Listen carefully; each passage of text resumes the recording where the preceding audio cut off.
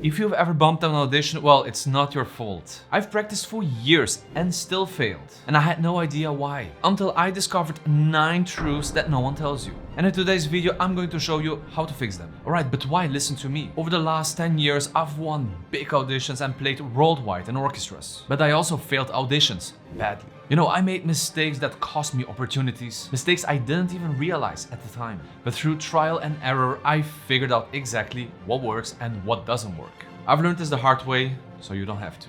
Give me 6 minutes and I'll show you how to actually win your orchestra audition or any audition that you're applying for. Let's go.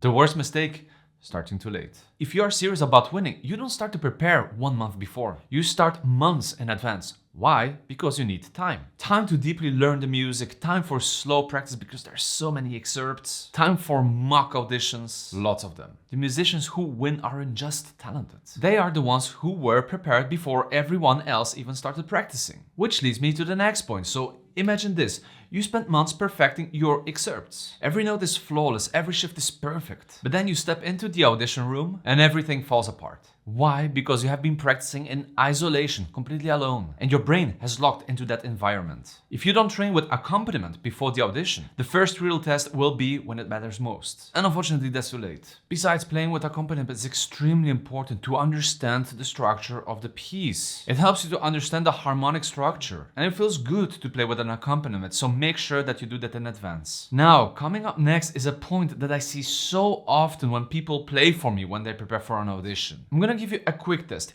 If I play right now 5 random excerpts, could you name the composer or at least guess the genre just by the way I played them?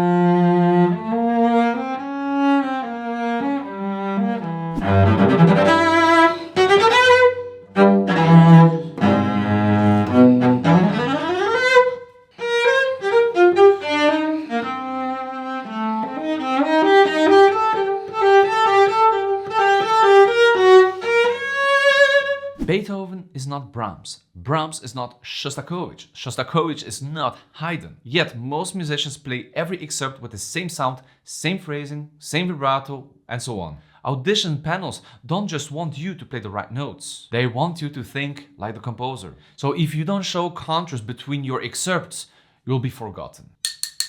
Thank you. Next, please. By the way, if you're finding this helpful, imagine how much better your auditions could be with the right preparation. So hit the subscribe button so you never miss a video like this one. Tip number 4. Your sound in a small room is deceiving. You think your sound is big, but it's not.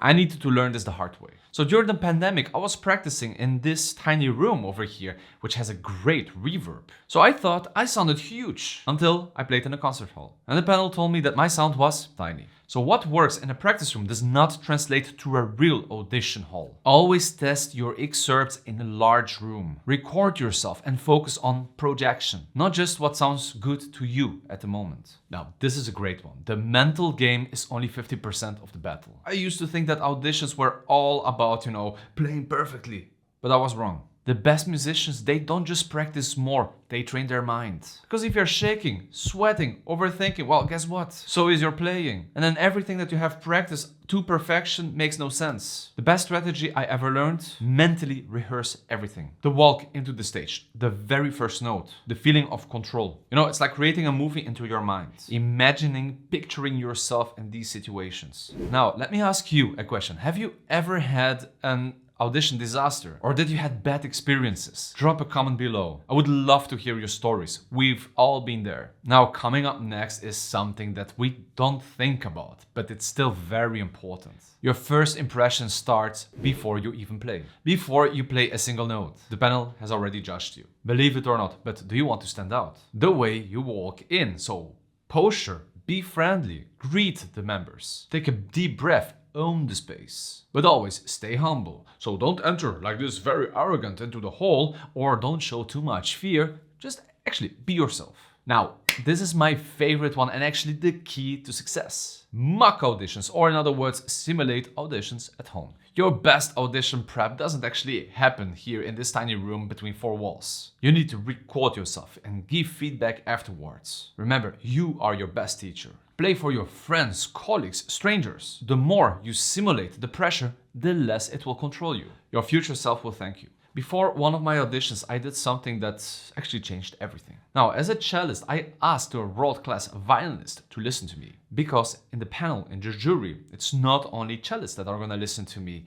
All instruments are gonna be there. So when playing for that violinist, he didn't get obsessed, with my shifts, with my bowings, with these little things. No, he listened to me in the general point of view. He listened to me like a jury member. So he gave me very interesting insights in the concertos. Also very important points in the excerpts. So with these things that he told me, plus of course a pinch of luck, bam, that audition I was preparing for, I won. Tip number 9, don't play it safe, play it compelling. Audition panels, they don't just want perfection, they want personality, especially if you're applying for high leading positions. Instead of playing it safe, focus on making a bold musical statement. Take risks, show a little bit your personality, show contrast, give them something to remember. If these 9 tips helped you, imagine what my next video will do for you. If you like this video, give it a like, hit the subscribe button and let's win that audition together. If it happens that you're struggling to get that beautiful sound out of the cello, you want to see this video over here. Thank you so much for watching and I'll see you in the next one.